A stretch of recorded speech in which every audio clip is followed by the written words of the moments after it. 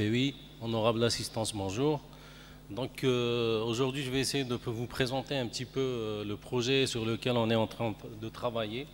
Donc il y a un groupe d'enseignants universitaires, mais aussi un groupe d'acteurs locaux donc, qui participent à ce projet. Mais avant de passer à la présentation du projet, je voudrais préciser que le choix de l'université de Béjaïa à sa tête, monsieur le recteur, de porter cette thématique n'est pas fortuit. Mais il s'inscrit dans une continuité de plusieurs travaux qui se sont faits auparavant. La dernière action que nous avons faite, c'était un colloque international sur l'économie circulaire et la valorisation des déchets. Donc, le projet en lui-même, il s'inscrit dans le cadre d'un plan d'action algéro-français, donc qui porte sur le domaine d'application de la ville durable et l'environnement. Donc l'objectif aussi, c'est de créer des synergies entre le monde universitaire, les entreprises et les acteurs qui évoluent dans l'environnement dans le territoire. Les objectifs du projet, donc il y a des objectifs à court terme, il y a d'autres objectifs qui sont à moyen terme, à moyen et long terme. Donc à court terme, c'est de mettre en place un dispositif ou un cadre de réflexion-action. Et j'insiste sur le qualificatif réflexion-action. On n'est pas dans une logique de recherche, mais plutôt une logique qui va servir à répondre à des problématiques territoriales. Et cette problématique, c'est la valorisation et la gestion des déchets. Donc, en partenariat, l'université de Béjaïa et l'université de Franche-Comté. Pourquoi on a mis en place ce partenariat? Il faut savoir qu'en dans les pays développés, ils étaient aussi confrontés à ce genre de problèmes qui sont les déchets, mais ils ont pu les régler. Donc l'idée, c'est de bénéficier de l'expérience qu'ils ont par rapport au traitement de déchets, la gestion des déchets. Donc essayer de récupérer ce qu'ils ont acquis comme expérience et savoir-faire, mais aussi un gain de temps. Le deuxième objectif à court terme, c'est l'implication des acteurs locaux dans le projet, donc afin de répondre aux réalités du terrain. Donc l'idée, c'est de regrouper les besoins des acteurs locaux et d'essayer de les concrétiser sous forme d'actions et objectifs. Donc à moyen terme, c'est de construire des programmes réalistes et efficaces visant à mieux organiser la filière déchets. Aussi la mise en place de stratégies pour le changement des comportements des citoyens. En ce qui concerne la structure du projet, donc nous avons scindé le projet en deux grands volets. Le premier volet, il contient l'accompagnement, donc c'est tout ce qui est diagnostic, communication, etc. Et le deuxième volet, c'est des actions qui visent la collecte et le traitement des déchets. En ce qui concerne l'accompagnement, donc nous avons réfléchi à trois axes. Donc le premier, c'est l'état des lieux. Donc essayer de faire avec le concours des acteurs locaux, donc et de l'ensemble des intervenants au niveau de la filière déchets, donc essayer de faire des diagnostics, que ce soit des diagnostics sur la situation existante. Donc, en premier lieu, un diagnostic sur la prise en charge financière et un diagnostic réglementaire. Le deuxième axe, c'est l'axe communication, sensibilisation et accompagnement au changement des comportements des citoyens. Donc, la communication, c'est d'essayer d'imaginer des dispositifs qui permettent de véhiculer des messages à la population et de manière à les sensibiliser par rapport à la question du déchet. Et le troisième point, c'est le volet formation. Donc il est très important de former des experts en déchets, en prise en charge de déchets, et de mettre en place de la formation continue, mais aussi de la formation professionnelle au niveau de l'université. Et dans ce cadre-là, nous avons pu développer un cahier des charges qui concerne une formation de licence en rudologie qui est prêt, donc qui a été développé par l'équipe du projet.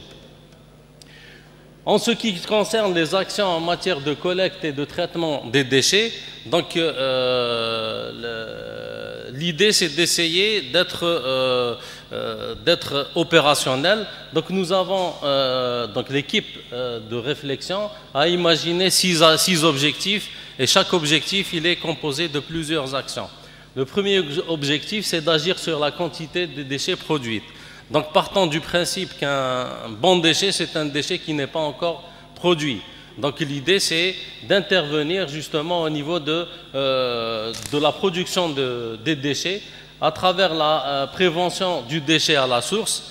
Ça, c'est un travail de longue haleine qui doit être fait au niveau des comportements de consommation et au niveau de la communication et au niveau de la sensibilisation des citoyens. La deuxième action, c'est inculquer la culture du compostage organique. Donc il y a beaucoup de quantités de déchets verts qu'on peut réutiliser, qu'on peut valoriser. Et l'idée justement, c'est de travailler dans ce sens. Le deuxième objectif, c'est d'optimiser et moderniser la collecte. La collecte telle qu'elle est faite au jour d'aujourd'hui, que tout le monde constate, donc elle est faite de manière très archaïque. Donc l'idée c'est d'aller vers des systèmes plus modernes, des systèmes plus performants de gestion, de prise en charge de déchets.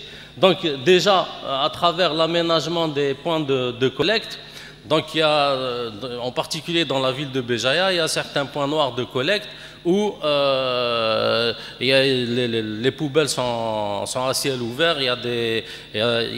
donc il y a des insectes, il y a des rongeurs, etc. Donc l'idée c'est d'uniformiser les points de collecte et d'essayer de mettre en place donc un schéma qui standardisé de ces points de collecte. La deuxième action c'est l'optimisation du schéma de la collecte. Donc on a parlé du schéma directeur, donc l'idée c'est de le mettre à jour de telle façon à ce qu'il répond aux besoins actuels des populations en matière de collecte de déchets. L'action 3, c'est la modernisation de la collecte en elle-même par la formation du personnel qui prend en charge donc la collecte, mais aussi par la mise en place des moyens nécessaires pour une meilleure collecte et une collecte plus moderne. Donc il existe des systèmes qui permettent d'aller vers ça. Le troisième objectif, c'est le développement de la filière valorisation de la matière. Donc l'idée aussi pour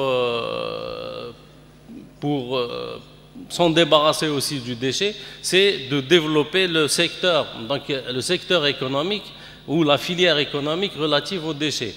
Donc d'abord par le développement du tri sélectif, ensuite la mise en place, donc la deuxième action, la mise en place de centres de tri. La troisième action, c'est développer les activités liées au recyclage, tout ce qui est entreprise, etc.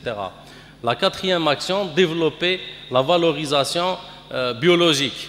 Donc c'est un secteur qui n'est pas exploité et ça serait très intéressant d'exploiter ce secteur de valorisation.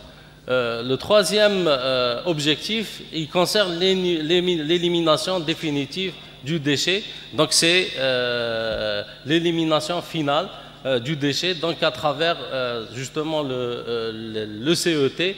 Donc les CET actuels, ils ne sont pas conformes, donc il faut qu'il y ait un diagnostic de ces CET. La deuxième action, c'est la mise en conformité de ces CET. L'objectif 5, c'est promouvoir la filière déchets. Donc à travers une première action, c'est le développement de la filière déchets par l'investissement. Donc il faut développer l'ensemble de la filière investissement à travers la création d'entreprises, mais aussi en deuxième action, c'est la valorisation de la filière déchets, donc à travers la promotion justement de toutes ces niches qui peuvent exister en matière de réutilisation de certains produits, etc. Objectif 6, c'est l'assainissement et la prise en charge des effluents liquides. Il faut savoir que le déchet, il y a les déchets solides, mais aussi les déchets liquides. Donc là aussi, il va falloir les prendre en charge. La première action, c'est la planification des stations d'épuration. la deuxième action, c'est l'acquisition de savoir-faire en matière de traitement des eaux. Donc il existe plusieurs techniques qu'on peut exploiter et valoriser. Donc les partenaires du projet, donc il y a toute une variété de partenaires. Donc nous avons élargi le maximum que possible. Au niveau de l'université de Béjaïa, nous avons pensé, donc il y a certains laboratoires qui ont intégré le projet, il y a d'autres qui ne l'ont pas encore fait, mais certainement qui vont le faire. Donc le laboratoire d'économie et développement, laboratoire des procédés membranaires et techniques de séparation et de récupération, laboratoire de génie de l'environnement, laboratoire de mathématiques, biochimie, biophysique et scientométrie, le bureau de liaison université, donc le bleu, et la maison de l'entrepreneuriat. En ce qui concerne les institutions, donc nous avons associé aussi l'Assemblée populaire de la wilaya de Béjaïa, l'Assemblée populaire communale de Béjaïa, la direction de l'environnement, et nous avons aussi l'intention d'associer aussi l'Agence nationale des déchets. L'entreprise, en ce qui concerne les entreprises, il y a une entreprise que nous avons associée, donc elle active dans le tri. Donc c'est Rivaplast. Nous n'avons pas oublié aussi, pour que ça soit pour l'efficacité du projet, les associations et les réseaux. Donc l'association ARD pour la protection de l'environnement, l'association de spéléologie et des sports de montagne, association de sauvegarde du patrimoine culturel de la ville de Béjaïa. Donc ce sont des associations qui ont pris part aux différentes réunions. Nous avons aussi l'intention d'associer les clubs scientifiques de l'université, le syndicat des commerçants et les associations patronales. Donc, en ce qui concerne le partenaire de Franche-Comté, il faut savoir que l'université aussi, ce qui est intéressant aussi, c'est que l'université de Franche-Comté a mobilisé un certain nombre d'acteurs aussi qui vont prendre part au projet. Au niveau de l'université de Franche-Comté, nous avons la Maison des sciences de l'homme et de l'environnement, donc la licence professionnelle de gestion et traitement des déchets, l'Observatoire de la transition socio-écologique et le réseau Transition. Donc, au niveau institutionnel, donc, il y a le Grand Besançon et communauté d'agglomération du Grand Besançon. Donc, ce qui est intéressant, c'est que déjà, nous avons, lors du colloque, invité le directeur de qualité et performance de la ville de Besançon, qui nous a présenté aussi le système de gestion des déchets de la ville. Donc il y a d'autres aussi institutions que nous avons mentionnées ici. Au niveau des entreprises, donc il y a tout un éventail aussi d'entreprises franche-comtoises qui activent dans le domaine du tri, de la gestion des déchets, de la valorisation.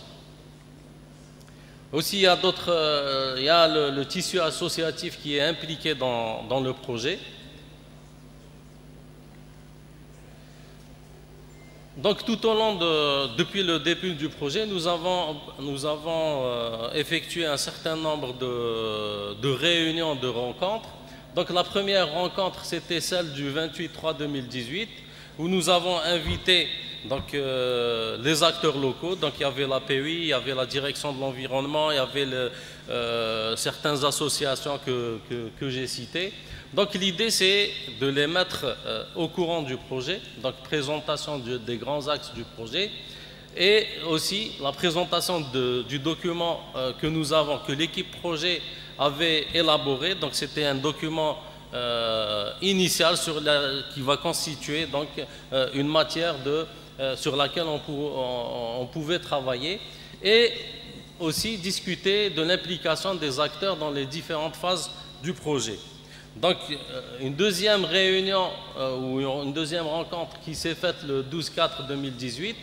Donc, il y a eu une présentation. Lors de la première réunion, nous avons demandé d'enrichir le document que nous avons produit. Nous avons fait une synthèse de présentation. Donc, à travers les propositions des différents membres du projet, la présentation aussi du plan d'action du projet, et nous avons aussi discuté du calendrier de mise en œuvre. Donc, il faut savoir que les actions que nous avons entreprises, nous avons pris soin que ces actions soient réalistes et réalisables. Et c'est pour cela que nous avons tenu d'impliquer l'ensemble des acteurs qui ont relation justement avec la gestion des déchets. Une dernière réunion de travail que nous avons fait le 28/5/2018, donc c'était une réunion avec le partenaire français. Donc nous avons finalisé donc le document, lequel document nous avons soumis aux partenaires français pour discuter, nous indiquer d'éventuelles remarques, etc. Donc lors de la réunion, nous avons procédé à la présentation de l'état d'avancement du projet au niveau de Béjaïa, et nous avons aussi discuté du document que nous avons produit, donc c'est la fiche projet. Donc, dans la discussion, donc, il y a certaines réserves qui ont été soulevées par les partenaires français, par l'intégration aussi d'un petit volet recherche aussi, qu'il serait intéressant de mettre en place. Donc, en gros, c'est le projet que nous avons entrepris. Donc, il est à la phase comment dirais-je, il est en phase je trouve pas le mot, de maturation exactement, et j'espère qu'on va vers la concrétisation. Et je vous remercie.